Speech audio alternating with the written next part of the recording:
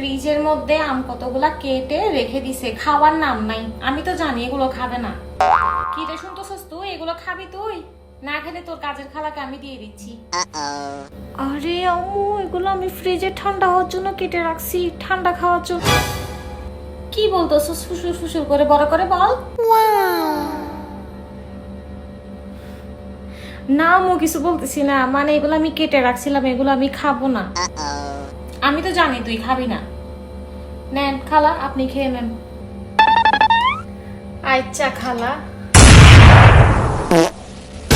কাপড় সবগুলো এখানে ফেলে রাখছে, তুই না করলে এগুলো আমি তোর কাজের খালাকে দিয়ে দিচ্ছি। কাপড়গুলো আমি রোদে শুকিয়ে রাখছিলাম, আলমারিতে রাখার টাইমও দেয় নাই। তুই পরবি এগুলা? তুই তো পরবি না, আমি দিয়ে দিচ্ছি তোর কাজের খালাকে। কাজের খালা দিয়ে দেন, কাজের খালাকে দিয়ে দেন, ওনার মেয়ে পড়তে পারবে, আমি তো পড়বো না। না আম্মু, আমি পড়বো না, দিয়ে দাও।